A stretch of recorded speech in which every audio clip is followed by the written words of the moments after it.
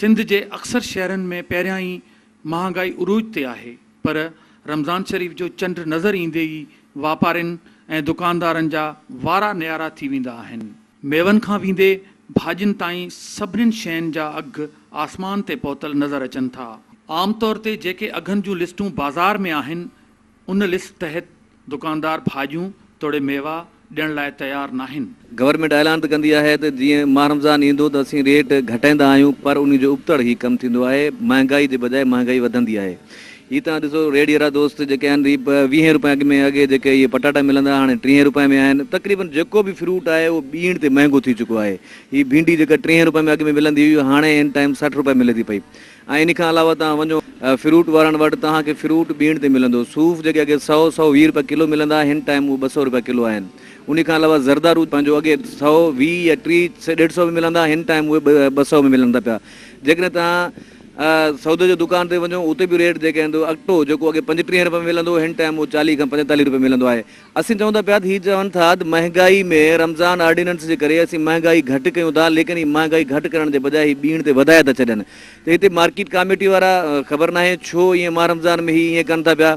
हालांकि करण त हिननि खे ईअं घुरिजे जेको गवर्नमेंट अनाउंस कंदी आहे ऐं उन अनाउंस तहत ई हलनि। पर ही जेके असां हिन टाइम जिते इन रेडी वारनि वटि बीठा आहियूं, रेडी वारा चवनि था पिया असां मंडी में वञूं था, मंडी में ॿीण करे छॾी अथनि।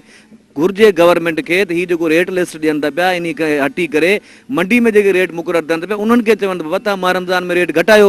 गुज़ारिश आहे गवर्नमेंट खे, अपील आहे, हीअ जेको रेट आहे रेट पंहिंजो उन्हनि खे चओ त महांगाई माह रमज़ान में महांगाई घटाइनि। कल्ह खां वठी मार्केट में अचूं पिया, जीअं रमज़ान जी आई आहे ईअं हर चीज़ में तमामु तेज़ी आई आहे। मार्केट हुजे, सब्जी हुजे, गोश्त हुजे, हर चीज़ में माना रमज़ान जी बनिस्बत पहिरीं रमज़ान खां अचण सां तमामु तेज़ी आई आहे। उन में महांगाई कई वई आहे ऐं पोइ ॼाणी वणी, लेकिन रेट जेको लिस्ट लॻो पियो आहे उन खां बि ओवर चवनि था। मुख़्तियार कर जो रेट आहे असां वटि, बार बार उनखे हर ॻाल्हि जी तंबी कयूं था, उन्हनि जे बावजूद बि को असरु अहिड़ो कोन थो पए। रमज़ान शरीफ़ खां अॻु में सब्जियूं सस्तियूं हूंदियूं हुयूं। पटाटा 20 रुपया किलो वठी वेंदासीं त हाणे 40 रुपया मिलनि था पिया। वाङण अॻु में 25 रुपया वठी वेंदासीं त हाणे 45 रुपया थी विया आहिनि।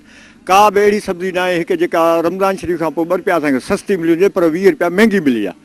पर असांखे अफ़सोस आहे, असां एसी खे DC घोटकी खे ऐं ॿिनि वस वारनि अमलदारनि खे इहो ई चवंदासीं त वॾी मार्केटुनि खे थोरो फॉलो कनि, त उन्हनि खे इनखे सस्तियूं कनि त बहितर आहे। लोकल जा को तारीफ़ न आहे। बाक़ी हिकिड़ो ईंदो आहे, को हिकिड़ो टाउन जो मुलाज़िम हिनखे सुबुह जो पर्चियूं मुंहिंजे ख़्याल में खंडेरे ॾेई वेंदो आहे, पैसनि जे लाइ। उहो बि 20 रुपया लाइ 50 रुपया हुनखे वठंदो आहे, उनखे पर्चियूं ॾेई वेंदो आहे। बाक़ी को बि फॉलो न आहे, न DC घोटकी जो, न SDM जो, न कंहिंजो, न AC कंहिंजो बि हिते को बि एॾो तारुक न आहे। रेट लिस्ट लॻी पई आहे थी। सब्जी जेकी आहे इंतिहाई महांगी थी वई आहे। जेकी भिंडी हुई 30 रुपए किलो हलंदी, उहा 60 रुपए किलो हले थी पई। जेकी बि सब्जी आहे, वाङण 40-50 रुपए खां घटि कोन था हलनि पिया। पटाटा जेके आम वापियूं शयूं ग़रीब माण्हू खाईंदो, उहो 40 खां मथे हले थो पियो। हीउ फ्रूट लॻो पियो आहे, जेको अंब 180 रुपए 100 रुपए हलंदो, उहो 120 रुपए 130 रुपए हले थो पियो। त हिननि ग़रीब माण्हुनि खे जेको पैकेज रमज़ान ॾिनो आहे, हथों हुनजी चेल चिबी करे छॾी आहे। हितां जो टाउन कमेटी जी लिस्ट लॻी पई आहे थी। ग्वार जेकी हिते हलंदी 100 रुपए, उहा लिस्ट में हिननि 160 रुपए ॾिनी आहे, 80 रुपए ॾिनी आहे। सो हेॾी सॼो हञा आहे ग़रीब आवाम सां। ग़रीब माण्हू जेको परेशान हाल आहे, जेको 100-200 रुपया ॾियाड़ी कमाए थो पियो, उहो वीचारो सब्ज़ी वठे, अटो वठे, गिहु वठे, छा वठे? छा पंहिंजे ॿारनि खे रोज़ो कीअं रखाए, कीअं इफ़्तारी कराए, कीअं उन्हनि खे सेरी कराए? इंतिहाई हाञा आहे ग़रीब माण्हुनि सां। हर शइ महांगाई आहे, अटो महांगो आहे। माना ईअं सम्झो त ग़रीब आवाम जेकी आहे उहा न पूॼे ऐं निचोड़े। हितां इहे लोकल इम्तिहान में एफर्ट इहा आहे त जेके उन्हनि बिल ॾिनो आहे, उहो जेको हिननि खे जेको बिल ॾिनो आहे उहो इंतिहाई महांगो आहे। असिस्टेंट कमिश्नर जो को विज़िट कोन्हे। हालांकि ईअं थींदो हुयो त मुख़्तियार कार, असिस्टेंट कमिश्नर, DC पाण घुमंदा, लिस्टूं चेक कंदा, ॾिसंदा त ग़रीब माण्हुनि खे कहिड़ो पैकेज जेको असां ॾिनो आहे उन्हनि ते अमल थिए थो या नथो। नाज़रीन, यकीनन हितां जे माण्हुनि जा वीचार ॿुधा।